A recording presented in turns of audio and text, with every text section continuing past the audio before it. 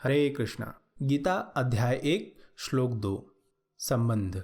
गीता के पिछले श्लोक में धृतराष्ट्र ने संजय से पूछा कि कुरुक्षेत्र में मेरे और पांडु के पुत्रों ने क्या किया।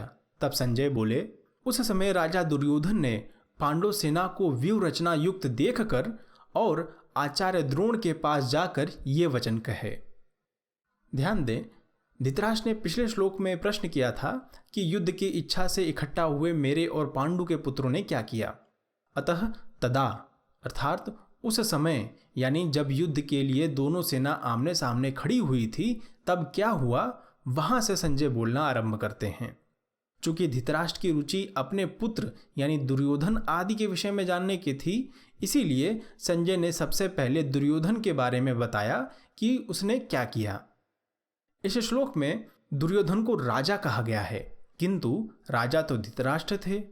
संजय ने दुर्योधन को राजा क्यों कहा, इसके कई अभिप्राय हो सकते हैं। जैसे पहला यह कि धृतराष्ट्र अंधे थे, वे नाम मात्र के राजा थे, राजा के सब कार्यों की देखभाल दुर्योधन ही करता था, इसलिए संजय ने राजा कह दिया।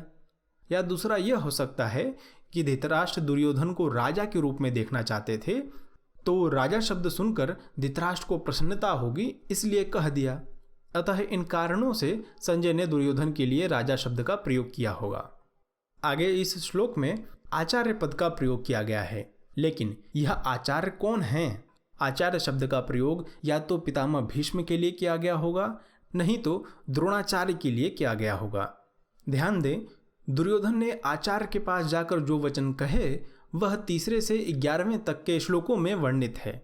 यहाँ आचार्य द्रोण ही है, क्योंकि आगे 8वें श्लोक में दुर्योधन ने कहा, भवान भीष्मस्य कर्णश्च, अर्थात आप यानी द्रोणाचार्य और पितामह भीष्म तथा कर्ण। अब मान लीजिए यदि दुर्योधन पितामह भीष्म के पास जाता तो आप यानी पितामह भीष्म और पितामह भीष्म तथा कर्ण इस प्रकार का अर्थ होता, जो कि सही नहीं है। अतः दुर्योधन आचार्य द्रोण के पास ही गए। तो इस श्लोक का तात्पर्य स्पष्ट है।